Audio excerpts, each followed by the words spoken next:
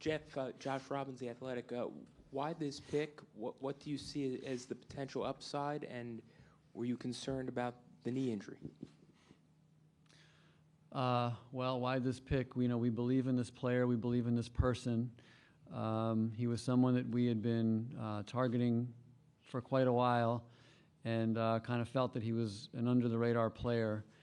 When he did suffer his injury in the tournament, obviously, that's going to have an impact on anyone's draft status. But obviously, we have done all of our research and are comfortable. The answer is obviously we are comfortable, or we wouldn't have drafted him. But we feel this is just going to be a bump in the road for him, and he's going to be an excellent player for us for a lot of years. Jeff, you said several times you can't just say you're going to be patient and then not do it. Is this a guy that you'll have to have the similar approach where you'll be patient and let him, heal and then come back whenever he's ready? Always. You draft young players, young people out of college. You have to commit to them and go through the process with them. And someone who's as high character and as intelligent a player as Chuma is the kind of person that we look for, the kind of player we look for, and we're really excited to add him to our core. Sir, no question that Chuma's a good player. 12 points, 7 rebounds, almost 2 steals, 2 assists, and a block per game. He's good. The question is, at the timing, with all the other players available, do you think he might have been available in the second round? Not a chance. I think that there were a lot of teams that had their eye on him, and the kind of guys that you always have to watch out for are the ones that no one's talking about. And I don't believe that there was any shot that he would have gotten to the second round at all. Jeff, for people who aren't familiar about what he brings to the court, what does he bring to the court? Chuma's a high IQ player. He has great versatility.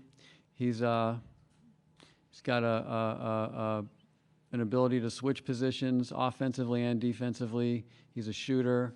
He's a passer. He's an excellent team defender. He's got great instincts. He's a very versatile player, and we wanted to add shooting, IQ, team-first players, and he checks all those boxes.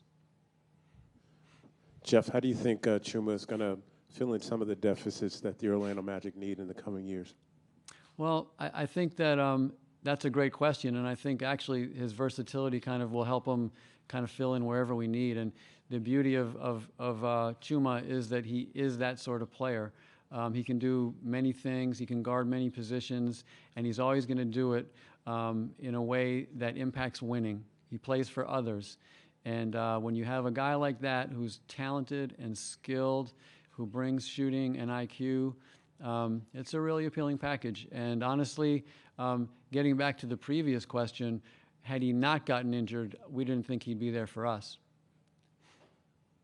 Now with the addition of Okeke, with Markelle Fultz and Mo Bamba, is the future plan to stockpile talent with shooters and perimeter defenders? I always, you have to take what the draft, gives you. You can't force it. And, we always say we'll draft the best players available and the best fit for our team as far as character and team-first, team-oriented players. So I would never predict what it is that we're hunting for. Every draft is going to roll out differently, and we have to see where our team is. We do feel like we're building a strong core nucleus of, high character, high IQ young guys, and, Chuma fits in nicely with that. Jeff, you talk a lot about the character of a prospective player and how he is as a teammate and as a man first, even before basketball skills. After Chuma went down and Auburn's run through the tournament, when you saw the whole nation kind of rally around Auburn and around Chuma, and you heard Bruce Pearl talk about him and his teammates. I know you've been following these guys for a while. Did that catch the organization's attention of just really what a person and a human being he was, and how Auburn fans rallied around him? Yeah, it wasn't a surprise. We were already tracking him very closely, and we were very impressed by the impact he makes on the people around him. He's not an extroverted kind of look at me type of guy. he's just very workmanlike, and he's consistent, and he plays for his team first. And so those are the sorts of people that the fans and the coaches gravitate towards, and they lift other people up. And those are the sorts of guys we want to bring here. Jeff, I think he scored double digits 15 of his last 17 games. How impressed were you with the way he kind of took that team upon his shoulders, down the stretch? He really took his game to another level in the SEC tournament and then the NCAA tournament. Yeah, if you look at where he came from, from a freshman to a sophomore, he clearly put a lot of work in over the summer, and his trajectory was just right where you want it to be. He's just getting better and better and better as the games get bigger and bigger and bigger. Unfortunately, that injury happened in the tournament, but he's certainly a player whose best days are in front of him, and we feel like we're fortunate to be able to draft him. Okay, we have time for two more. We'll go Roy, Shane, and then Josh. Three more. Jeff, where is he in the recovery process in terms of the injury? Yep. Well, we're going to address all that, but it was an ACL, and obviously we were comfortable with it, and we'll have to go through that process with him.